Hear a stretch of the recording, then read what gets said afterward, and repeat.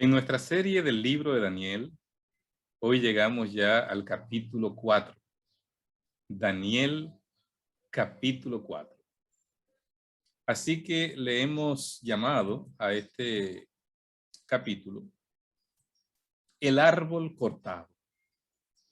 El árbol cortado es el sueño que sí recordó Nabucodonosor esta vez. El sueño que no pudo recordar en el capítulo 2, ya sabemos su historia, lo estudiamos. Pero ahora hay otro sueño, pero este sueño no se le olvida al rey, sino que lo recuerda. Y entonces, la historia que narra este capítulo nos va a ir llevando de la mano de cómo fueron los hechos con relación a este sueño que sí él podía recordar. Vamos a primeramente puntualizar que el libro de Daniel se escribió en dos idiomas. El capítulo 1 hasta el capítulo 2, verso 4, se escribió en hebreo, al igual que los capítulos 8 al 12. Y los capítulos desde el 2, verso 5 hasta el capítulo 7 se escribió en arameo. Así que este capítulo que estamos estudiando hoy, que es el capítulo 4, se escribió en arameo, no en hebreo, sino en arameo. Y quien escribe es el mismo rey Nabucodonosor contando su testimonio. Babilonia había estado dominando ya por algún tiempo cuando suceden los hechos que narra este capítulo. Aquí está Babilonia, Caldea, la ciudad de Babilonia está aquí justamente. Si ustedes notan en este mapa, se van a dar cuenta que ya este imperio ha absorbido a todas estas naciones, desde Nínive, que era la capital de Asiria, Gozán, Harán, Carquemí, Samad, Ribla, Sidón, Siria, Megiddo, Samaria, Jerusalén, Askelón, Laquis, hasta llegar a Egipto. Babilonia dominaba todo esto, había expandido su territorio de una manera extraordinaria. Estamos hablando de este momento histórico cuando se registra este evento. Vamos de inmediato entonces a leer lo que dice la palabra de Dios en el capítulo 4, versículo 1. Capítulo 4, versículo 1 nos dice: Nabucodonosor, rey, a todos los pueblos, naciones y lenguas que moran en toda la tierra, paz o sea multiplicada. Así que el verso 1 comienza a denotar de una forma clara que es el mismo rey que está enviando esta comunicación, esta carta, a todo su reino, a todos los pueblos, naciones y lenguas que moran en toda la tierra, en todo su reino, donde él dominaba, donde él gobernaba. Así que él está enviando esta carta. Y a diferencia de los demás capítulos que se ve a un rey siempre dando órdenes, nunca se ve sonriendo, ahora se ve un rey que tiene paz y que anhela que esa paz llegue a otras personas.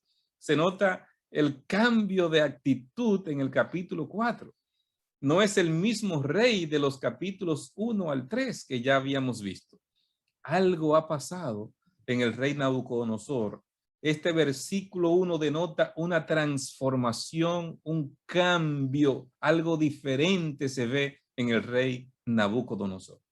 Así que vamos a descubrir en el desarrollo del capítulo qué fue lo que pasó con el rey. Versículo 2. Conviene que yo declare las señales y milagros que el Dios Altísimo ha hecho conmigo. Conviene que yo declare lo que Dios, este Dios, ha hecho conmigo. ¿Pero cuál Dios?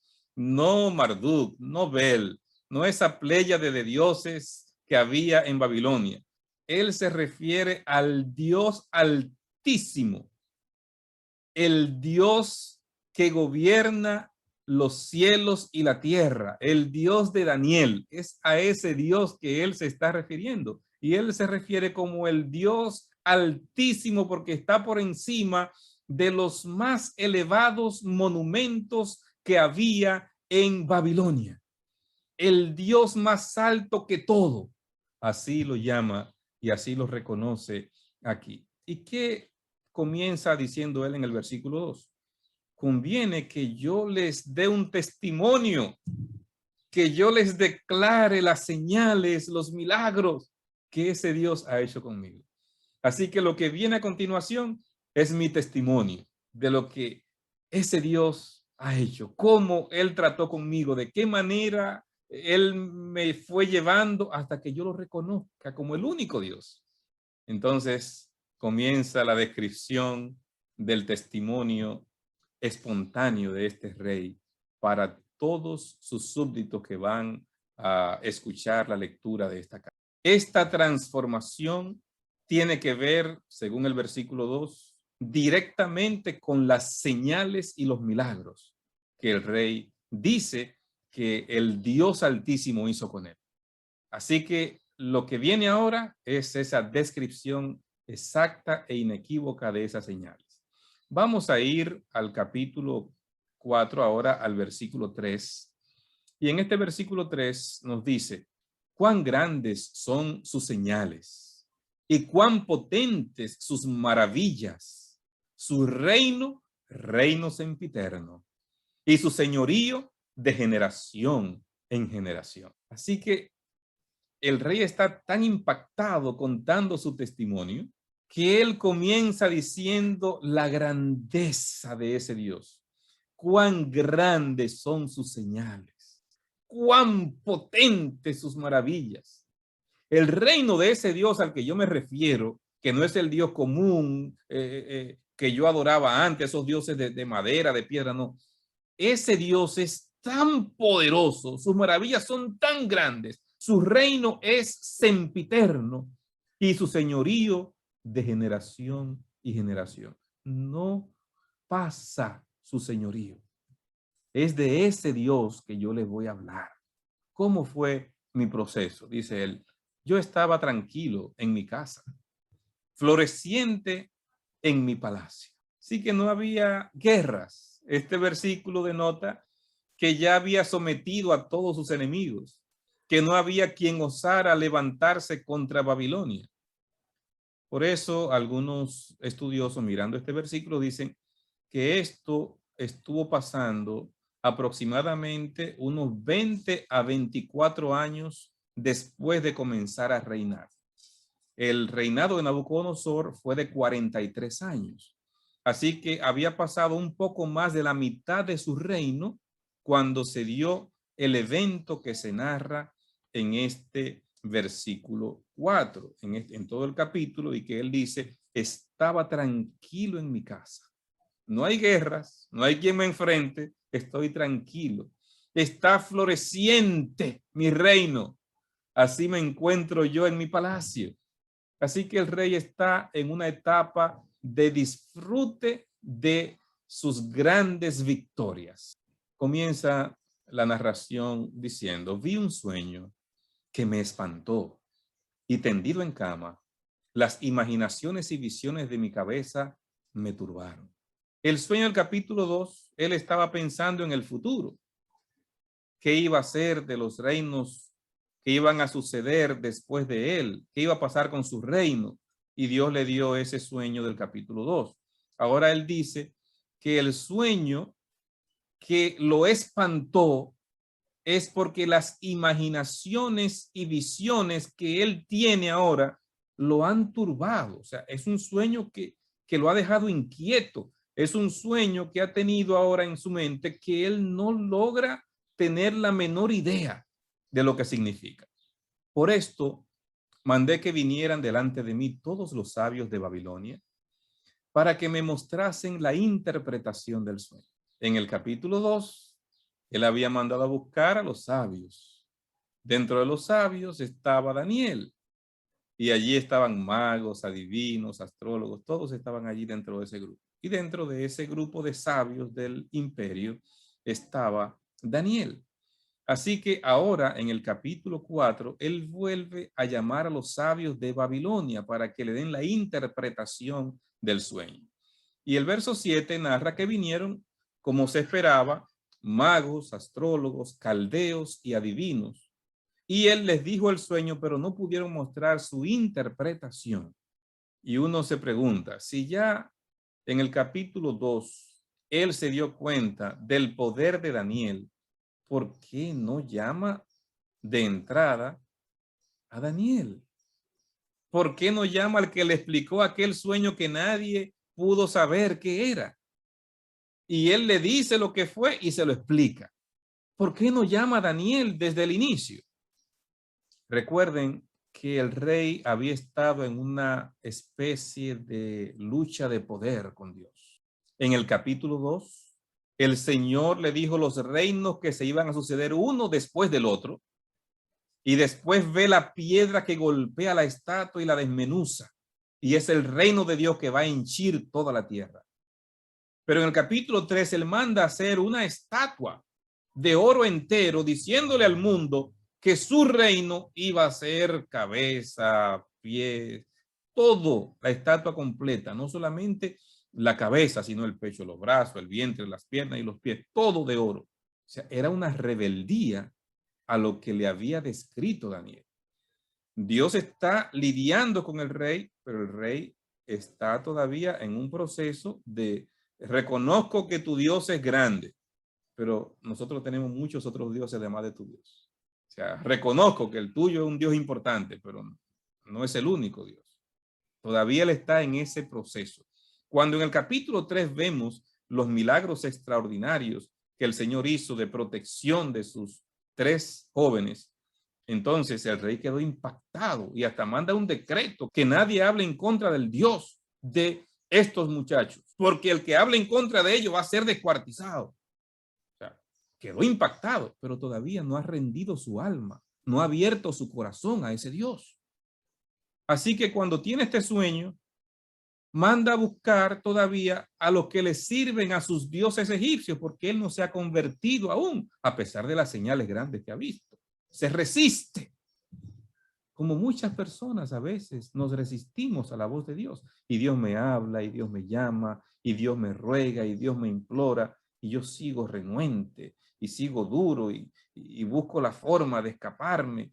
Cuidado, porque cuando yo huyo de Dios, a veces el camino que Dios usa para humillarme y poderme traer es un camino duro y difícil.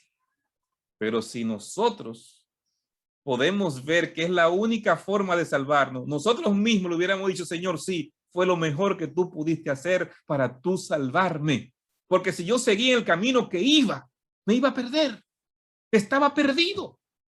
Entonces, hermanos, es mejor, mucho mejor, pasar por situaciones duras y difíciles, pero garantizar nuestra salvación.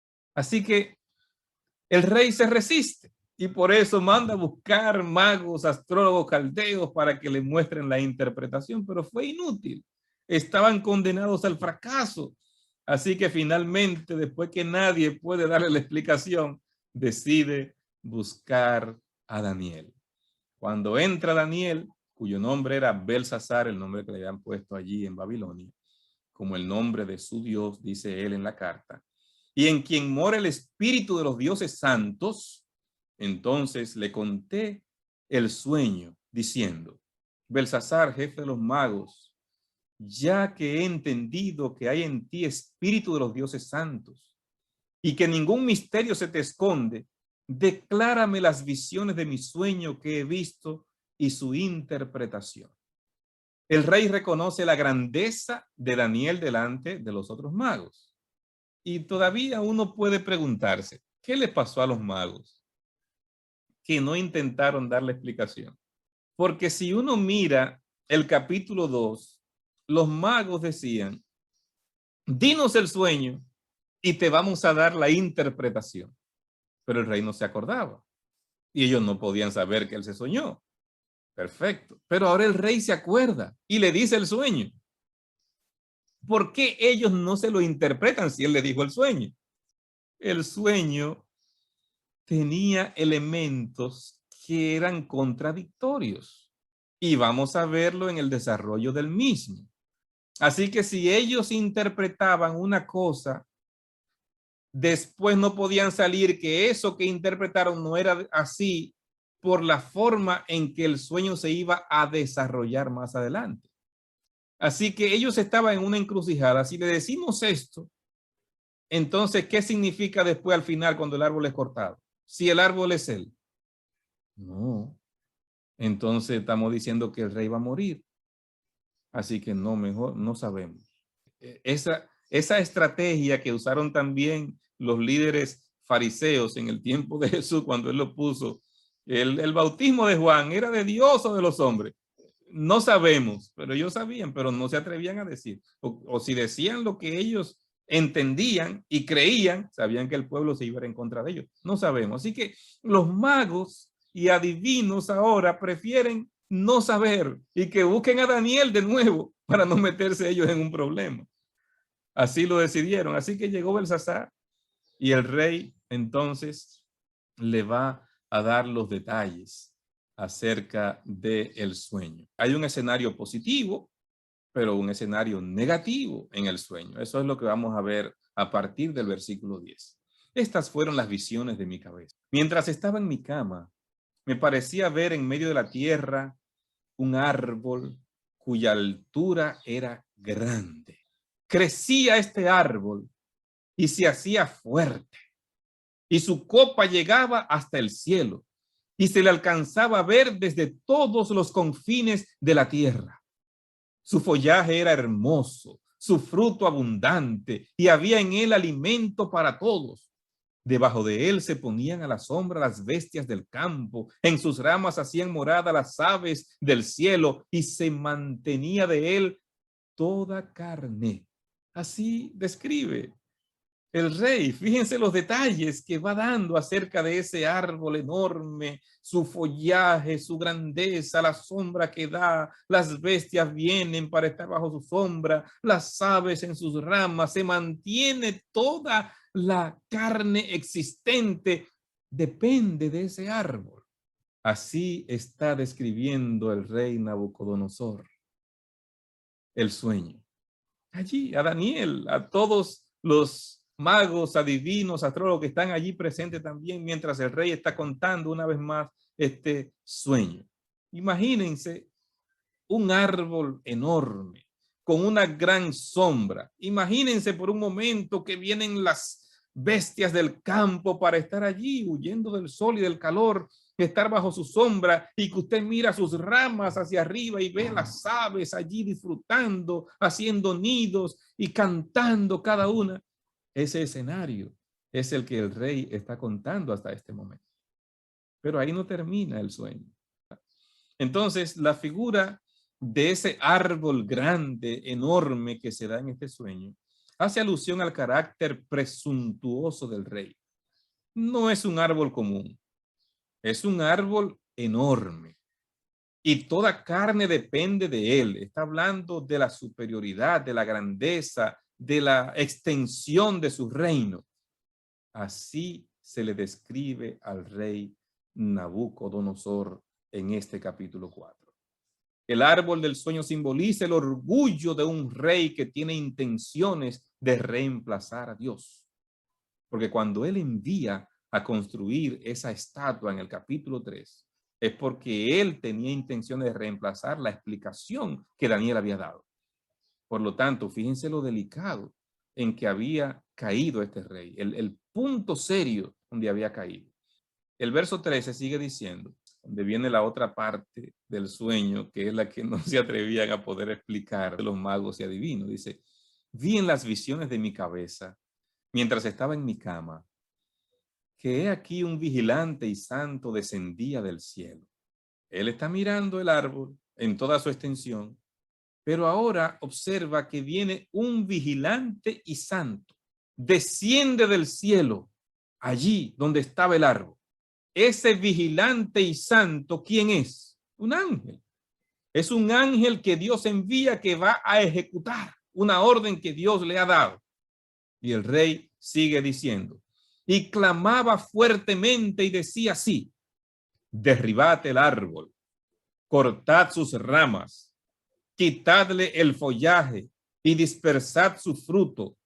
Váyanse las bestias que están debajo de él y las aves de sus ramas. Ese vigilante y santo recibe una orden y ahora él va a ejecutar esa orden. Ese vigilante y santo recibe una instrucción y como fiel, obediente, viene a ejecutar la instrucción. Anuncia el destino final que va a tener el rey. Por su renuencia a reconocer a Dios, por su orgullo, hay un dictamen divino, pero hay esperanza, porque dice el versículo 15, mas la cepa de sus raíces dejaréis en la tierra, con atadura de hierro y de bronce, entre la hierba del campo, sea mojado con el rocío del cielo y con las bestias, sea su parte entre la hierba de la tierra. El árbol va a ser cortado, pero deja la cepa de sus raíces, déjala allí. Entonces tú vas a atarla con atadura de hierro y de bronce. Así lo vas a hacer. Verso 15, muy claro, muy directo. Así debía quedar. Ese árbol grande, enorme, iba a ser cortado, pero esa cepa, ese tronco que había quedado allí, se iba a atar con ataduras de hierro y de bronce. La descripción clara del sueño. Sigue diciendo el verso 16. Su corazón de hombre se ha cambiado y le sea dado corazón de bestia. Y pasen sobre él 7 tiempos. Una vez cortado el árbol, desaparece de la vista. Despojado de sus ramas, hojas, frutos, pierde su función universal. Recuerdan que la descripción que hace es que vienen las aves a sus ramas, que vienen las bestias del campo a su sombra y que se alimenta toda carne, depende de lo que produce ese árbol. Eso era Nabucodonosor, eso era el rey de Babilonia, la primera potencia del mundo, inequívocamente. Pero el ángel recibe la instrucción de que iba a ser aprisionado con atadura de hierro y bronce.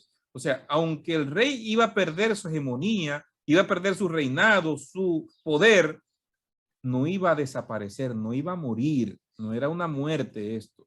El árbol va a ser cortado, pero la cepa va a quedar atada. Entonces, eso tiene una explicación que viene más adelante. Daniel capítulo 4, verso 17 dice, la sentencia es por decreto de los vigilantes y por dicho de los santos la resolución, para que conozcan los vivientes que el Altísimo gobierna el reino de los hombres y que a quien él quiere lo da y constituye sobre él al más bajo de los hombres. Dios está al control. A veces nos desesperamos. A veces creemos que no, que Dios no está al control. Y cuando vemos las injusticias que se cometen en este mundo, y cuando vemos cómo se oprime a los cristianos en algunos lugares, se los persigue, se los mata, se los aprisiona por predicar la palabra. Y cuando uno ve las injusticias de cómo los malos progresan y los pobres que son personas de bien, entonces están pasando dificultades y hambre, uno a veces se atreve a pensar, pero ¿por qué este mundo es tan injusto? Pero hermanos, este capítulo nos ayuda a entender de forma clara que Dios está al control. Y que aunque a veces, según nuestro cálculo humano, se demora en ejecutar juicio, los juicios de Dios van a ser derramados sobre la tierra y va a darle a cada quien conforme a sus hechos. Dios está al control. Habacuc 2:20, Jehová está en su santo templo, calle delante de él toda la tierra. Me encanta ese texto y lo cito frecuentemente porque entiendo que cuando Jehová está en su trono, Dios está en control. No tenemos por qué desesperarnos, porque Dios en su momento va a ejecutar el juicio justo. Este texto dice, para que conozcan los vivientes que el Altísimo gobierna el reino de los hombres y que a quien él quiere lo da y constituye sobre él al más bajo de los hombres. Dios está al control, aunque no lo podamos entender, pero así lo describe la palabra de Dios. Yo, el rey Nabucodonosor, he visto este sueño. Tú pues, Belsasar, dirás la interpretación de él, porque todos los sabios de mi reino no han podido mostrarme su interpretación, mas tú puedes, porque mora en ti el espíritu de los dioses santos. Todavía su lenguaje denota que hay otros dioses y que lo que hay en Daniel es el espíritu del Dios de él, que es igual, quizás más, pero hay otros que también son dioses. Así lo va describiendo más o menos él en estas palabras. En ti mora el espíritu de los dioses santos. Entonces Daniel, cuyo nombre era Belsasar, quedó atónito casi una hora y sus pensamientos lo turbaban. Hasta ahí observen que ese versículo está diciendo, Daniel sabe el significado, pero está atónito cómo lo transmite, cómo lo explica, cómo le digo yo al rey lo que significa este sueño, qué palabras uso, de qué forma se lo explico que no se ofenda. ¿Cómo yo le puedo decir al rey de la primera potencia del mundo que él se va a volver un animal y que por 7 años va a estar viviendo como una bestia? ¿Cómo yo explico eso de una forma que no se ofende el rey?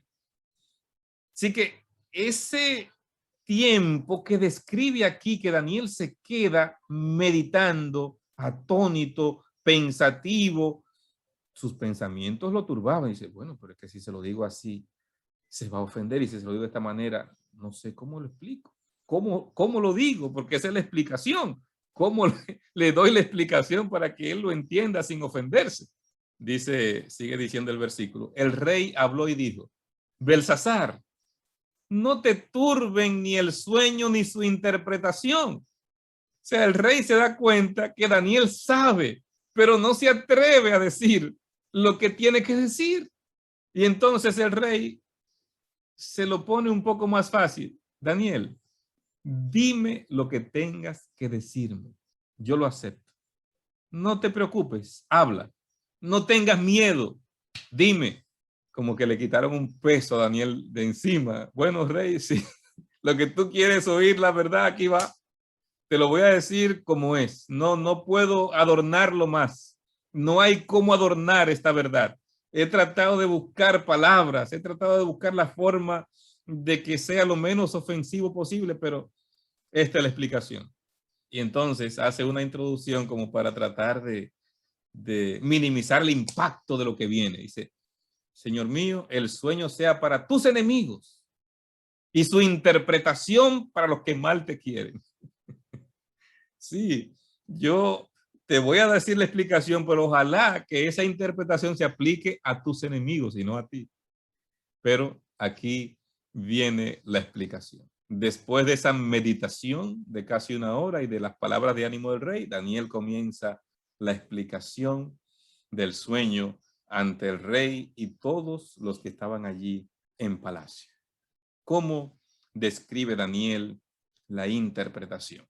El árbol que viste que crecía y se hacía fuerte y cuya copa llegaba hasta el cielo y que se veía desde todos los confines de la tierra, cuyo follaje era hermoso y su fruto abundante y en que había alimento para todos, debajo del cual moraban las bestias del campo y en cuyas ramas anidaban las aves del cielo. Tú mismo eres, oh rey, que creciste y te hiciste fuerte, pues creció tu grandeza y ha llegado hasta el cielo y tu dominio hasta los confines de la tierra.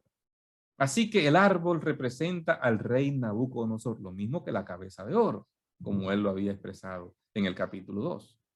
Así que cuando Daniel dice, ese árbol eres tú que te hiciste fuerte, que tú creciste, que has llegado hasta el cielo, tu dominio se ha esparcido, tu reino ha llegado donde no había llegado otro reino, tu imperio enorme de Babilonia. Así que ese árbol te representa a ti, porque tú le has dado brillo al imperio neobabilónico, porque tú has logrado lo que tu padre Nabopolassar no pudo lograr.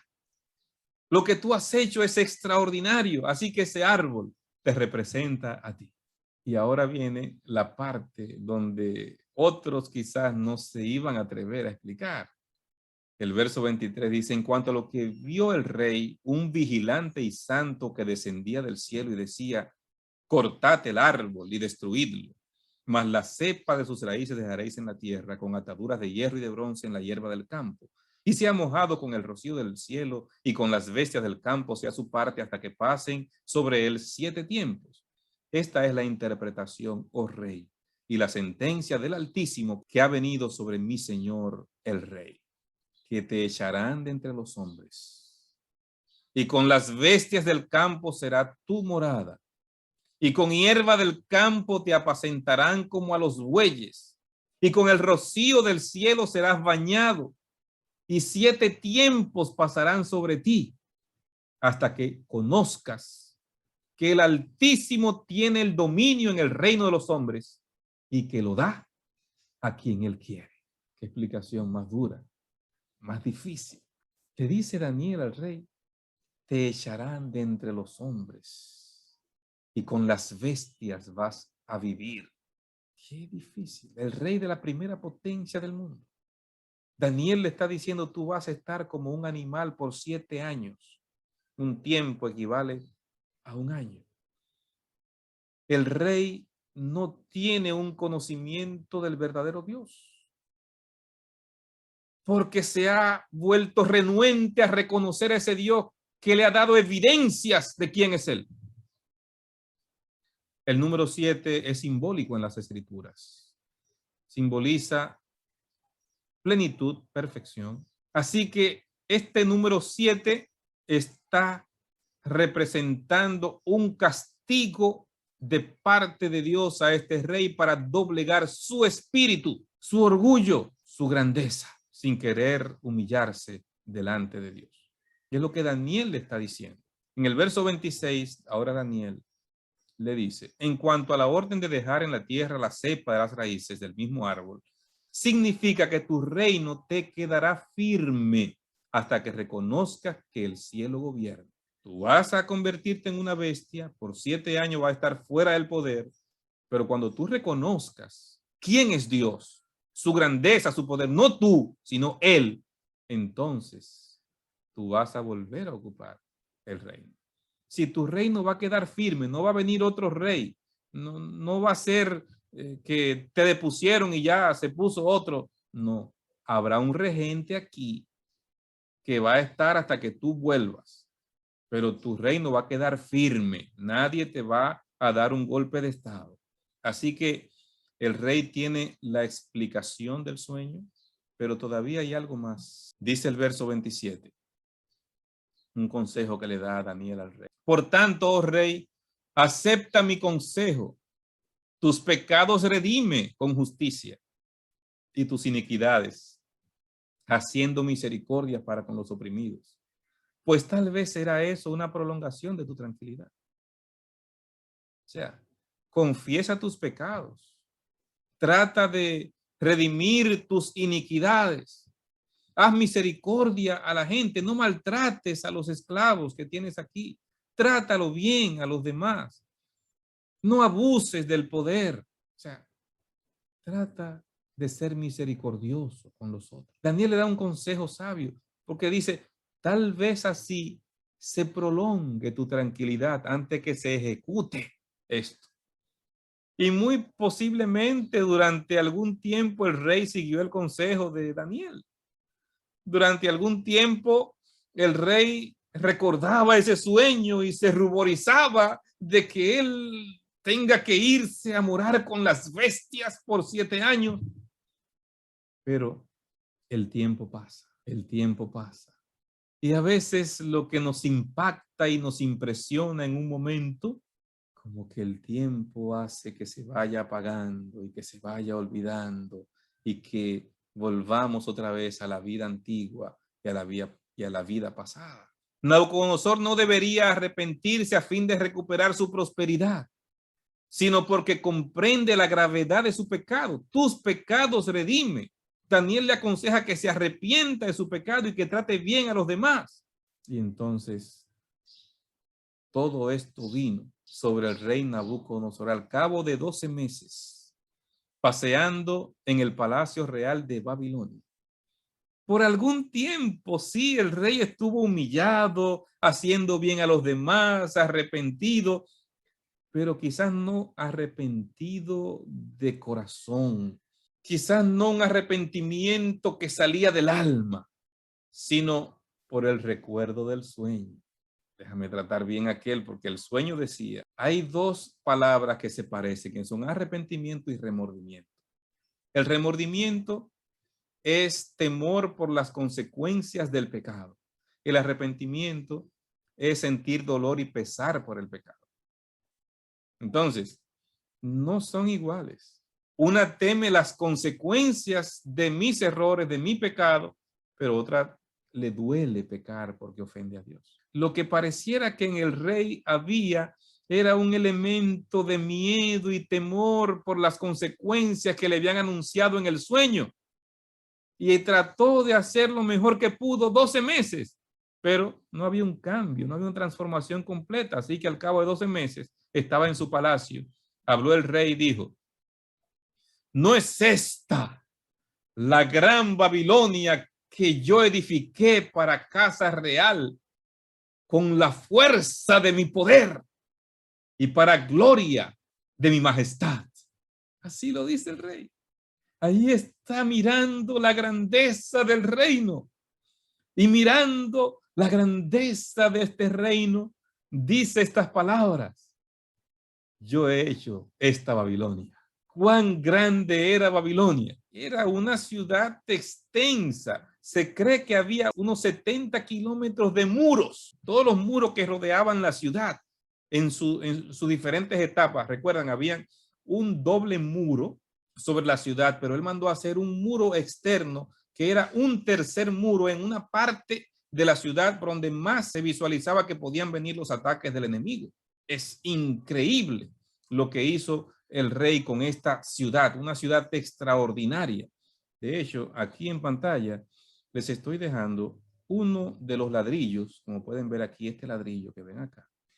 Uno de los ladrillos que se ha encontrado en lo que hoy es Irak, que es donde estaba Babilonia. Allí se encuentra esta inscripción, este ladrillo, esa inscripción que ustedes pueden ver ahí, dice lo siguiente. Tiene el nombre y los títulos de Nabucodonosor, que dice Nabucodonosor II, rey de Babilonia, 604 al 561.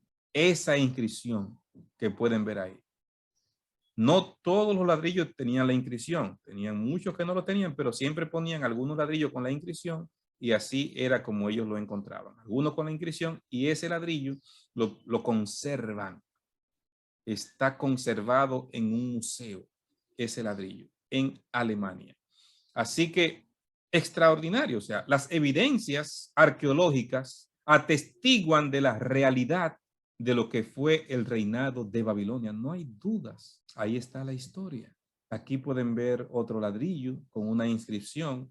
Cada cierta cantidad de ladrillos, entonces, había algunos que tenían una inscripción dando algunos detalles y que eso sirviese para la posteridad. Babilonia era una ciudad religiosa. Una de las cosas que había hecho el rey Nabucodonosor en Babilonia era justamente la erección de grandes monumentos para los dioses de Babilonia. Se ha registrado que había por lo menos 53 templos, 955 santuarios menores y 384 altares callejeros. Sume todo esto para que usted vea cómo le va a dar más de 1,300 lugares de adoración en Babilonia. ¿De qué forma solamente lugares donde la gente pudiese adorar a los dioses babilónicos había esta cantidad tan impresionante? Eso era solamente una parte de lo que había hecho Nabucodonosor. Hoy en museos se conservan la puerta de Istar, con esos ladrillos azules, cómo le dieron ese color azul a esos ladrillos, con esos leones en relieve, que pareciera como si fueran a salir de la misma pared. Así se ven como un efecto tridimensional.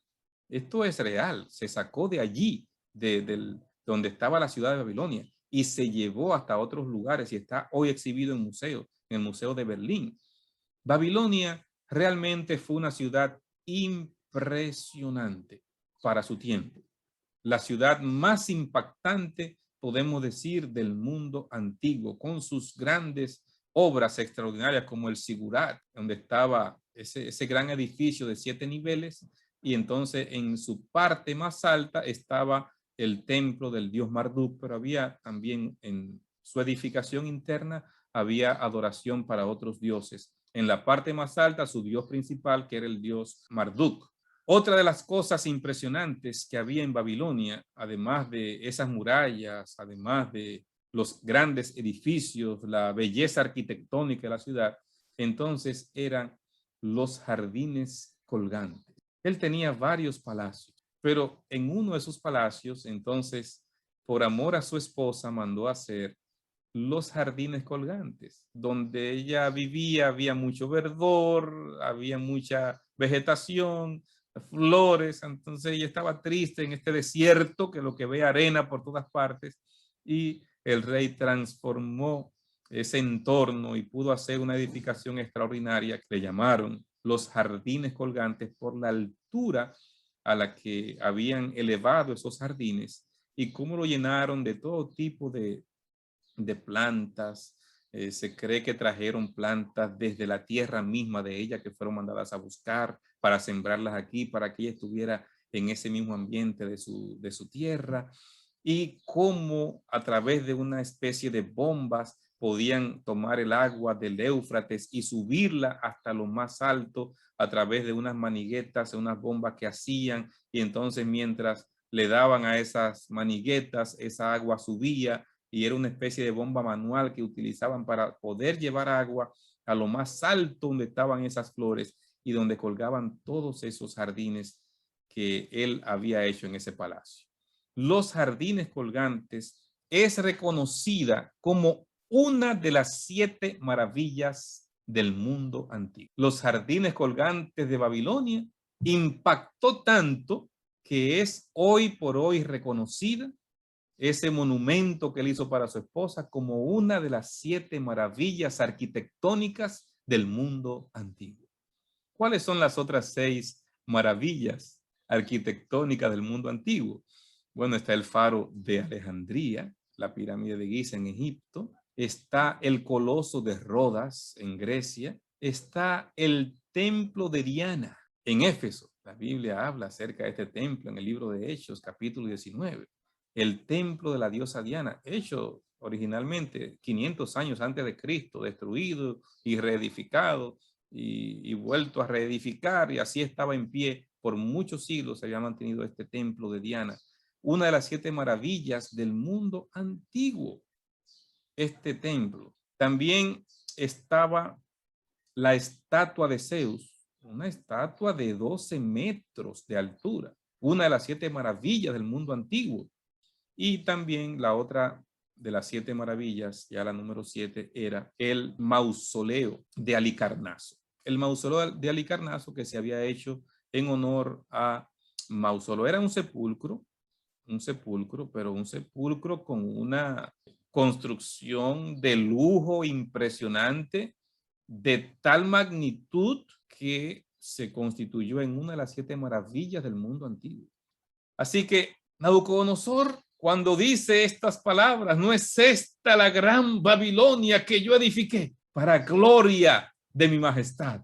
Nabucodonosor está hablando de la grandeza de ese reino, de la extensión del imperio que él ha creado. Pero allí, mientras está diciendo eso, oye una voz del cielo, escucha una voz, y el rey se impresiona terriblemente cuando escucha la voz. Rápidamente vienen a su mente aquellos momentos de un año atrás. Aún estaba la palabra en boca del rey cuando vino una voz del cielo. A ti se te dice, rey Nabucodonosor, el reino ha sido quitado de ti, y de entre los hombres te arrojarán, y con las bestias del campo será tu habitación, y como los bueyes te apacentarán, y 7 tiempos pasarán sobre ti hasta que reconozcas que El Altísimo tiene el dominio en el reino de los hombres y lo da a quien él quiere. Ahí está la sentencia. No se hizo esperar. Cuando se enorgulleció el rey, entonces el Señor ejecuta la sentencia que había anunciado. Fue el orgullo del rey Nabucodonosor lo que impulsó a emprender esa obra. Una voz del cielo, al igual que en la Torre de Babel, recuerdan que ahí estaba el edificio, ese zigurat era una representación en el mismo lugar donde se había edificado la Torre de Babel. Allí el Señor ejecutó sentencia y confundió las lenguas de los que estaban edificando. Ahora el Señor ejecuta sentencia, le dice al rey, ya no más en el reinado. Ahora vas a vivir con los animales. El verso 33 dice, en la misma hora se cumplió la palabra sobre Nabucodonosor y fue echado de entre los hombres y comía hierba como los bueyes y su cuerpo se mojaba con el rocío del cielo hasta que su pelo creció como plumas de águila y sus uñas como las de las aves. En la misma hora se cumplió la sentencia. En el mismo instante fue echado de entre los hombres. El texto bíblico es claro cuando dice que fue echado entre los hombres y comía hierba con los bueyes y su cuerpo se mojaba con el rocío. O sea, ya no estaba entre los seres humanos. Porque el mismo rey se visualizaba, se creía que era un animal. Su actitud de rey ahora es trastocada en la de un animal. ¿Cómo podemos imaginarnos que pudo haber sido esto? La mayoría de los escritores, estudiosos y teólogos dicen que vino una especie de locura, una especie de demencia sobre el rey Nabucodonosor por una etapa de 7 años, donde él se creía que era una bestia, donde él se creía que era un animal, sus uñas crecieron, su pelo creció, nadie se le podía acercar y así se constituyó el rey durante 7 años. El rey de Babilonia se convierte en una bestia. Se cumple la sentencia del Señor. Deuteronomio capítulo 8, versos 17 y 18 dice, y digas en tu corazón, mi poder y la fuerza de mi mano me han traído esta riqueza, sino acuérdate de Jehová tu Dios, porque Él te da el poder para hacer las riquezas a fin de confirmar su pacto que juró a tus padres como en este día. En Deuteronomio el Señor está diciendo que nosotros no podemos creernos que somos algo, que nosotros no podemos pensar que mi poder, mi capacidad, yo soy más inteligente que los otros, yo debo estar en una posición así porque yo tengo más conocimiento que aquel y porque yo soy superior a otro. Cuidado, no piense que tu poder y la fuerza de tu mano te han dado el éxito que has tenido, la prosperidad que has alcanzado. Dice el texto, acuérdate de quién, de Jehová, porque Él es el que te da el poder para hacerlas ricas. Te da la vida, te da tu cuerpo, te da la salud, te da los talentos. Entonces no piense que eres tú. Cuando a veces pensamos que somos nosotros, que yo soy más que otros, entonces Dios nos humilla para que entendamos que no es por mí que la cosa pasaba. Dios nos permite entender entonces, a veces por la vía dolorosa, que era por su gracia y por su misericordia. No por mí, no porque yo sea más que otros. Proverbios 16, 18 dice, al orgullo le sigue la destrucción, a la altanería le sigue el fracaso. Tenemos que aprender esta lección de este capítulo 4 de Daniel. Al orgullo le sigue la destrucción y a la altanería el fracaso. Y Proverbios 8:13 dice, el temor de Jehová es aborrecer el mal, la soberbia y la arrogancia y el mal camino y la boca perversa aborrezco. ¿Qué aborrece Dios? Vamos a listar lo que aborrece Dios. Este texto dice, la soberbia, la arrogancia, el mal camino y la boca perversa. ¿Cuál de esas cosas puedo yo tener? Es para mirar hacia adentro de nosotros mismos y evaluarnos y mirar si soy soberbio todavía, si soy arrogante. Porque cuando lo soy, entonces Dios me deja caer de golpe para que yo me dé cuenta que no era por mí que las cosas pasaban. Dios aborrece la soberbia, la arrogancia, pero también la boca perversa. Cuidado cómo usamos nuestras palabras, porque por tus palabras serás justificado y por tus palabras serás condenado. En 1975, el asiriólogo Grayson publicó un texto cuneiforme que se conserva en el Museo Británico que hace alusión a la locura de Nabucodonosor. Así que hay un texto que se pudo encontrar donde se hace alusión a una etapa de locura del rey Nabucodonosor, registrado en la historia. Ahí está. No estamos hablando de fábulas, estamos hablando de datos históricos, documentos que se han encontrado. ¿Cómo hizo Nabucodonosor para mantenerse en el trono a pesar de su locura? Es una pregunta que varias personas se han hecho. Y entonces vamos a dar la siguiente explicación. En ese tiempo, las personas creían que la enfermedad era causada por los demonios, que eran dioses menores malévolos hacia la raza humana. Así que si tú estabas enfermo, es porque uno de esos dioses te mandó esa enfermedad. Un demonio ha venido y se ha posesionado entonces sobre ti. Es una manifestación de uno de esos dioses. Eso creían ellos en primer lugar. Número dos, entonces pensaban lo siguiente. Ellos creían, además, que si se mataba deliberadamente a una persona mientras sufría demencia, el dios demonio que causó esa enfermedad mental iba a caer sobre quien orquestó esa muerte. Por lo tanto, nadie se arriesgaría a adquirir una enfermedad mental matando a una persona que estaba en esa situación. Por la creencia que tenían los babilonios, no se atrevían a ejecutar la muerte al rey, porque ellos creían que entonces el que se iba a volver loco fue el que lo mandó a matar. Así que por temor de que se le pasara a ellos, respetaron la vida del rey. Y Daniel, que sabía que le iba a volver al trono y era el gobernador de la nación, pues fue una pieza fundamental para sostener el reino en ese periodo. La enfermedad que se cree que tenía el rey Nabucodonosor se puede juzgar como paranoia y esquizofrenia. En algunos casos, dicen algunos, el paciente se imagina que es un lobo, se llama licantropía cuando se imagina que es un lobo, o se llama voantropía si se cree que es un buey. Así que así lo describe el texto de la palabra inspirada. Vamos ahora al capítulo 4, verso 34. Pasaron 7 tiempos, 7 años. Mas al fin del tiempo, yo, Nabucodonosor, alcé mis ojos al cielo y mi razón me fue devuelta. Y bendije al Altísimo y alabé y glorifiqué al que vive para siempre, cuyo dominio es sempiterno y su reino por todas las edades. Qué maravilloso es ver el texto.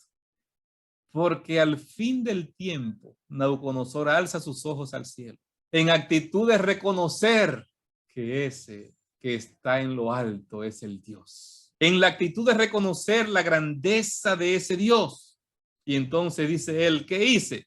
Bendije al Altísimo, alabé, glorifiqué al que vive para siempre. Alabado sea el Señor. Qué palabras impactantes que demuestran entonces que el rey ahora se convirtió, que el rey ahora entendió, que el rey ahora se humilló, que hay un arrepentimiento genuino en el rey Nabucodonosor. Y por eso en el verso 35 dice, todos los habitantes de la tierra son considerados como nada. Y él hace según su voluntad en el ejército del cielo y en los habitantes de la tierra. Y no hay quien detenga su mano y le diga, ¿qué haces? ¿Cómo llega Nabucodonosor a esta conclusión? En esa etapa de 7 años, donde él está en una etapa de locura, ¿alguna visión tuvo el rey que entendió que lo llevó a esta conclusión? ¿Cómo el Señor impresionó su mente para que finalmente él, ahora humillado, mirando quién era y en lo que se había convertido, entonces reconoce lo que se le dijo 7 años atrás? El único Dios es el Altísimo. Por eso ahora yo bendigo, alabo y glorifico a ese Dios. Todos los habitantes son nada delante de Dios. Él hace según su voluntad. No hay quien detenga su mano. Él es el Todopoderoso. Así lo reconoce el rey Nabucodonosor. Le fue de vuelta la razón. Volvió otra vez a ser el rey de Babilonia. Volvió otra vez a ser el poderoso rey de Babilonia. Y todavía pasaron, se estima que unos 18, 19 años más de reinado, de gobierno del rey Nabucodonosor. Así que extraordinario cómo el rey está contando este sueño y ver la forma como él se humilla. Tenemos que llegar a lo que llegó el rey para que nos humillemos delante de Dios. Tenemos nosotros que esperar caer en una cama con un cáncer terminal para reconocer quién es Dios. Tenemos que ir a una etapa de locura para entonces reconocer quién es Dios. Tenemos que perder lo que más amamos para reconocer quién es Dios. El camino duro es a veces el único camino para que nos humillemos delante de Dios. Pero si Dios para salvarnos tiene que recurrir a ese camino, si yo sigo resistiéndome al llamado y a la voz de Dios, entonces Dios, por amor a salvarme, va a recurrir al único camino que tiene que recurrir para humillarme y para que yo reconozca quién es Él. Cuando el rey descubrió quién es Dios, cuando vio su propia alma, su cordura le fue de vuelta, su razón la recuperó y entonces alabó a Dios. Él dice, en el mismo tiempo mi razón me fue de vuelta, la majestad de mi reino, mi dignidad, mi grandeza volvieron a mí. Y mis gobernadores y mis consejeros me buscaron y fui restablecido en mi reino y mayor grandeza me fue añadida. Claro, porque ahora era un rey arrepentido, sirviéndole al Dios de Daniel, al Dios verdadero. Qué maravilloso es ver el resultado positivo por un rey que finalmente reconoció y se arrepintió. Segunda de Pedro 3:9 nos ayuda a nosotros a recordar, el Señor no retarda su promesa como algunos la tienen por tardanza, sino que es paciente para con nosotros, no queriendo que ninguno perezca, sino que todos procedan al arrepentimiento. Todavía Dios sigue siendo paciente. No es que se olvidó de su promesa. Dios va a cumplir su promesa de volver por segunda vez, pero es paciente. ¿Por qué es paciente Dios? Dice Pedro que es que no quiere que nadie se pierda, sino que procedan al arrepentimiento. Ahora yo, Nabucodonosor, alabo, engrandezco y glorifico al Rey del cielo porque todas sus obras son verdaderas y sus caminos justos. Y él puede humillar a los que andan con soberbia. ¿Podía el rey hablar esto? Claro, porque él andaba en soberbia. Y cuando usó de soberbia vino su locura. Pero ahora que se humilla y se arrepiente, alaba, engrandece y glorifica al Rey del cielo. Hermanos, decidamos hoy con cordura, sin tener que llegar a los extremos, sin tener que llegar a una cama, a estar postrados, a una enfermedad. Reconozcamos quién es Dios, alabemos, engrandezcamos y glorificamos al Rey del cielo.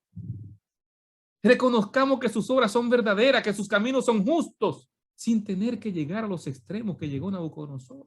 Miqueas 6:8 dice, oh hombre, él te ha declarado lo que es bueno. ¿Y qué pide Jehová de ti?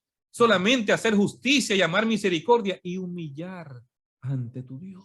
Es lo que Dios pide. Simplemente haz justicia, sé misericordioso, humíllate, no te engrandezca, no te crea que eres algo, porque Dios te va a demostrar que tú no eres nada.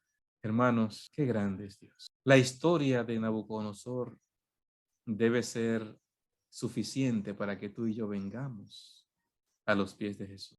Alabemos, glorifiquemos, reconozcamos y exaltemos al único Dios, a nuestro Padre Celestial, a Jehová de los ejércitos, al que nos amó tanto que entregó a su Hijo para que tú y yo hoy tengamos salvación y vida eterna. Reconozcamos a ese Dios y sirvamos mientras tenemos su gracia, su bondad y su misericordia. Que Dios te bendiga.